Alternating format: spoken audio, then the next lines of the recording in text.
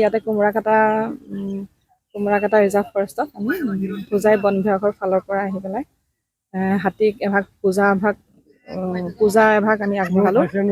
মানে হাতী বনাঞ্চলৰ পৰা হাতী ওলাই আহি জনাঞ্চলত মানুহৰ ঘৰ বাৰী বা খেতি বাতি এইবোৰ খাদ্যৰ অভাৱত ওলাই আহে। তেওঁলোকো খাদ্যৰ অভাৱ হৈছে, জংঘলত থকাৰ অসুবিধা হৈছে, সেইটো কাৰণে সেইটো কাৰণে ওলাই আহি অকণমান মানে গাঁওবোৰত অসুবিধা কৰে বা মানুহৰ উপদ্ৰৱ কৰে। সেইটো কাৰণে আমি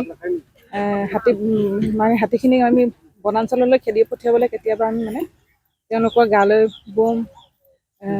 বোম গুলি এইবোৰ মানে কেতিয়াবা মাৰিব লগা হয়। আমি তেওঁলোকে যেতিয়া মানে পটককৈ অলপ হেৰি কৰে, গাঁওবোৰত পটককৈ গুচি যাব নিবিচাৰে, তেতিয়া মাৰোঁ। সেইটো কাৰণে যাতে তেওঁলোকে আমাক দায় দোষ নধৰে, সেইটো কাৰণে আমি এভাগ আজি মানে সকলোৱে মিলি পেলাই, ৰাইজো আছে ইয়াত, কুমৰাকাটা ৰাইজ, ADSৰ মেম্বাৰ সকলোৱে মিলি পেলাই এভাগ পূজা আমি আগবঢ়াইছোঁ ইয়াতে।